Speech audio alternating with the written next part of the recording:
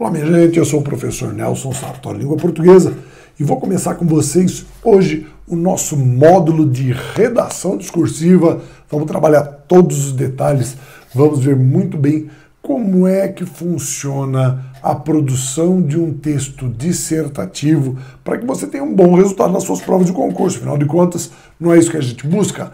Principalmente um dos grandes pensamentos de quem quer escrever bem é, na verdade, o quê?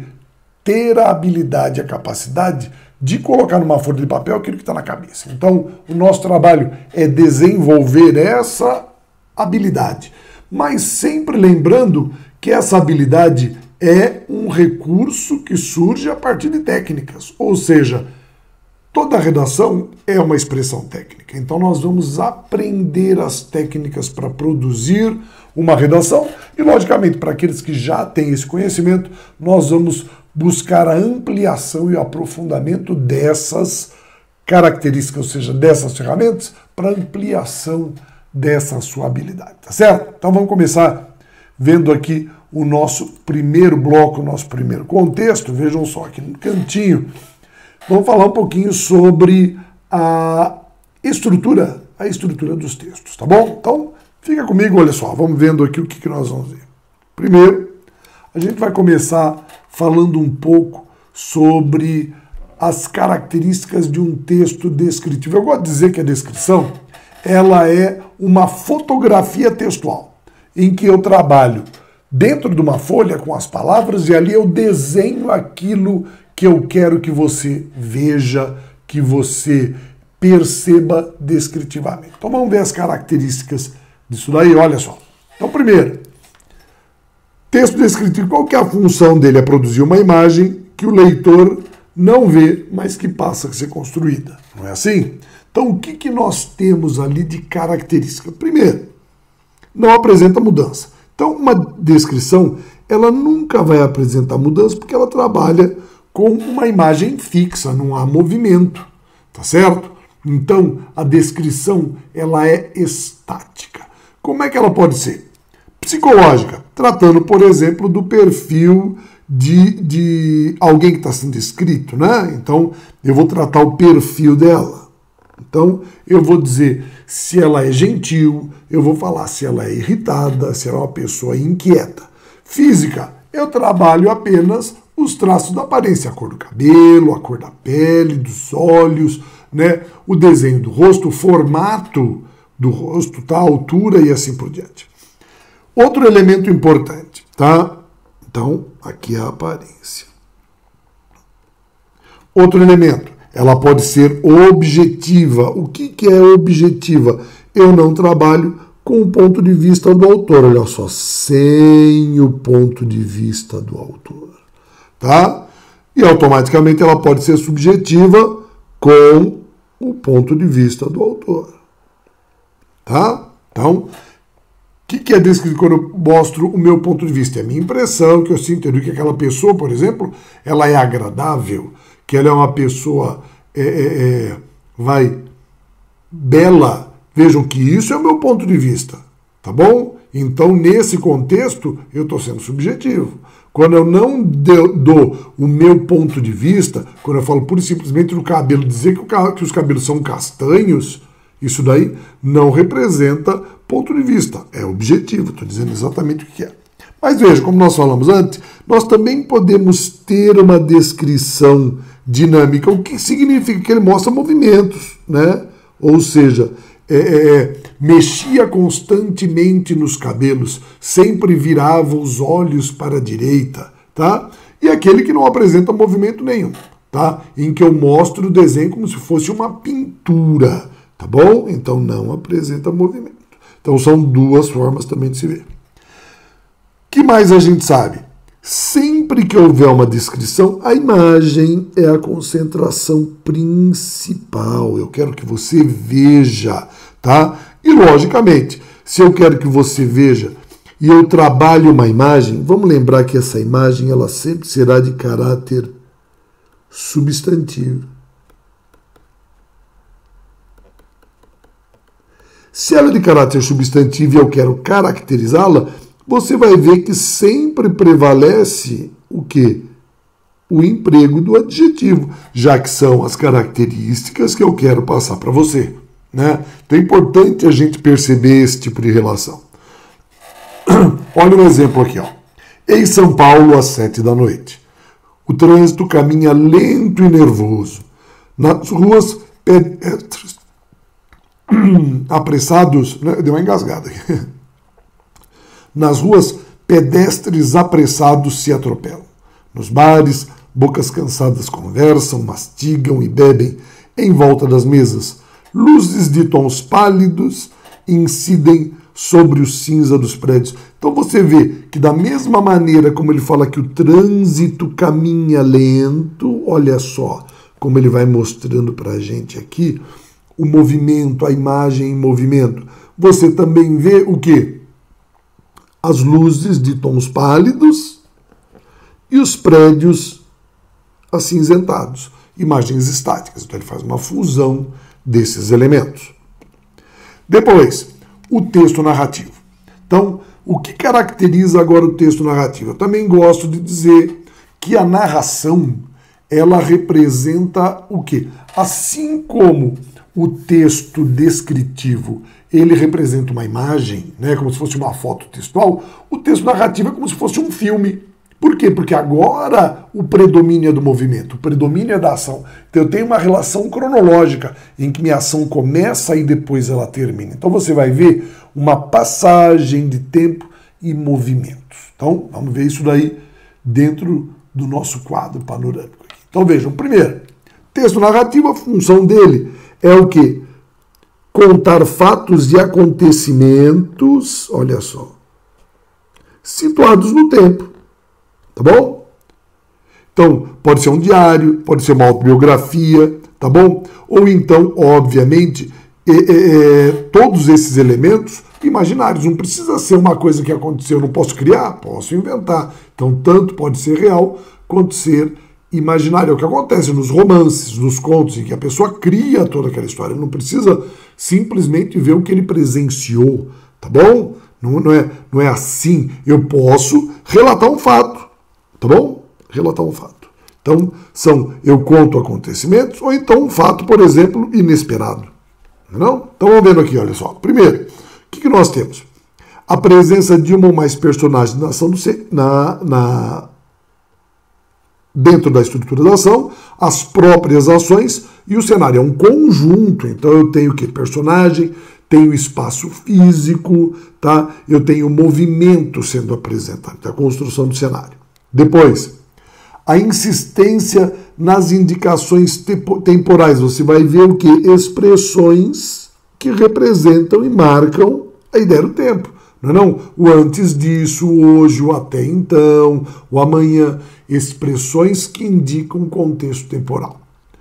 Outro elemento, ele vai revelar a mudança. Ou seja, o que acontece? Uma transformação. Por isso que a gente percebe a progressão temporal. Tá? É uma sucessão de fatos e ocorre mudança. Enquanto a descrição ela é parada, nada muda, a mudança, tá, é uma palavra interessante. As coisas mudam enquanto o tempo passa.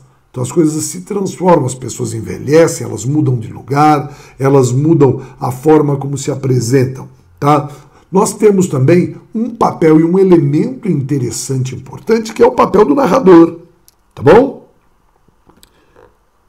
Então, além da personagem, além do tempo, além do espaço físico e da ação, nós temos o narrador. O narrador é aquele o quê? Que está concentrado no fato em si. Tá? Ou seja, aquele que vai contar para a gente tudo o que está acontecendo. Tá bom? Veja.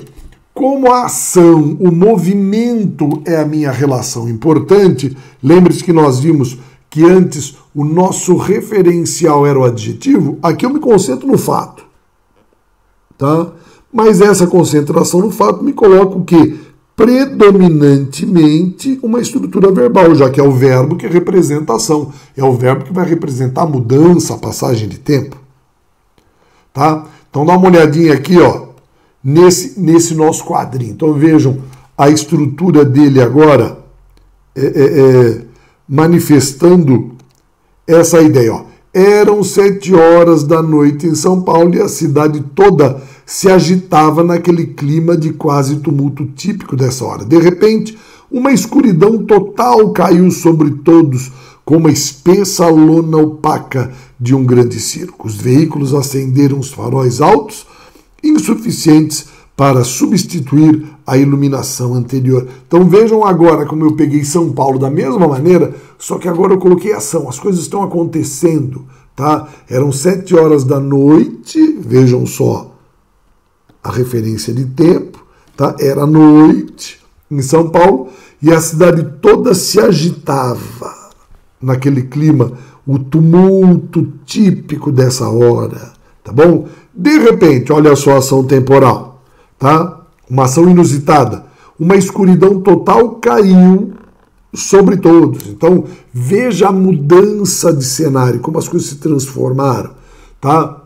Todos, então caiu sobre todos como uma espessa lona opaca de um grande circo. Ó, os veículos acenderam os faróis. Olha só a ação. Vejam como nós temos aqui, ó, ações acontecendo. Tudo se agitava, tá? Depois, a escuridão caiu sobre todos. Aqui, os veículos acenderam os faróis e assim as coisas foram acontecendo. Eles foram mostrando os fatos e a transformação do cenário. Essa é a característica de um típico texto dissertativo, tá? Depois, dissertativo não, no texto narrativo, né? Como eu ia falar do dissertativo, agora vem a dissertação. Pessoal, a dissertação, por sua vez, ela traz uma característica, o quê? Científica. A dissertação, ela se propõe a trabalhar principalmente, vejam só, a dissertação, ela estabelece o seu trabalho dentro de uma perspectiva voltada à verdade ou à simulação da verdade. O que significa isso? Eu quero traduzir um aspecto, um ponto de vista para o meu leitor. Só que esse ponto de vista não é pessoalista. Ele é um fato desenvolvido e baseado na verdade, tá? É a verdade ou a simulação da verdade? Para que a verdade se apresente para você, eu preciso do quê? De argumentos, de exemplos, de provas que sustentem a minha afirmação. Então, a dissertação ela é basicamente um tratado científico sobre a verdade, em que eu vou tentar mostrar a você a verdade ou convencê-lo de que aquilo é uma verdade. Então vamos ver os aspectos, as partes correspondentes aqui. Ó. Então, função dela. Primeiro, é uma análise. Eu estou analisando algum fato. Tá bom? Depois, eu apresento uma tese. O que é a tese? É o meu ponto de vista. Tá? É o que eu entendo sobre aquele. Logicamente que pode ser polêmico, então eu quero gerar uma reflexão. Tá? Posso tomar partido contra ou a favor de alguém ou de alguma coisa. Eu assumo e defendo essa minha perspectiva. Tá? Então é importante entender isso. Então o que nós temos aqui? Ó? Quais características? Ele desenvolve ideias e o autor concentra-se na tese. Vejam que a minha ideia é sempre o quê? A de apresentar a você fatos que sustentem a minha verdade. Tá? O que é a minha tese? É a verdade apresentada. É a verdade que eu apresentei. Tá bom?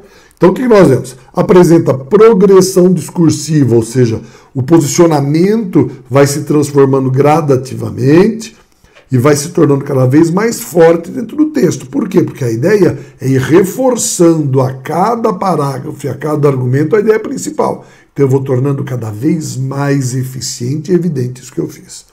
Tá bom? Depois, pode ser argumentativo. Isso daqui, olha só, o pessoal pergunta, cai em questões. Vamos entender o que é ser argumentativo? O argumentativo é quando eu defendo um ponto de vista. Tá bom? Então aí eu tento mostrar a você a minha ideia. A diferença de ele ser expositivo é que no expositivo eu vou passar para você informações acerca do assunto. Então, enquanto em cima eu desenvolvo um argumento, eu levanto prós e contras, eu faço esse tipo de ideia para argumentar e provar alguma coisa para você. Na exposição eu dou informações, dados estatísticos, provas objetivas de que aquilo é um fato. Então, é uma maneira de se trabalhar esse tipo de estrutura. Vai lá. Sua estrutura é composta de introdução,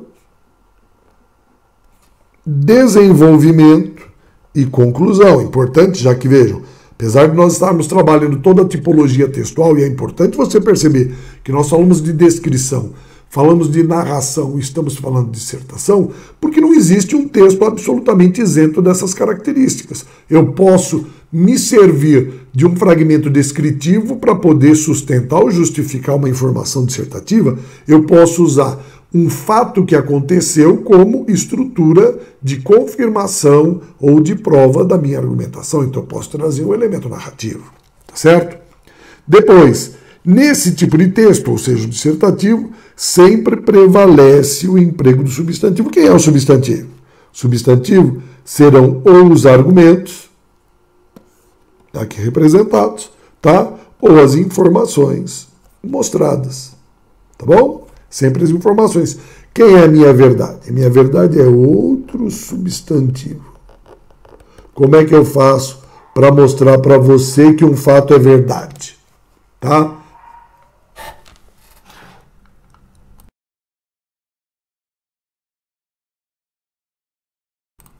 Eu mostro você a verdade de um fato, pura e simplesmente expondo para você outras verdades. Se eu quero mostrar para você uma verdade, o que eu faço?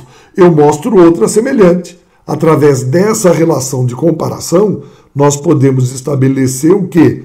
Que um substantivo sustenta o outro nessa relação de verdade.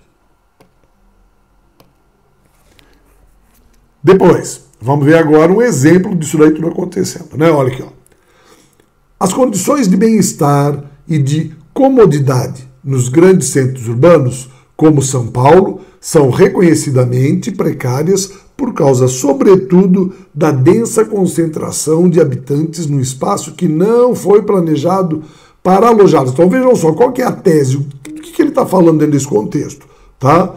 Que as condições de São Paulo de comunidade, tá, são reconhecidamente precárias. Por quê? Porque não foi projetado para receber e alojar tanta gente.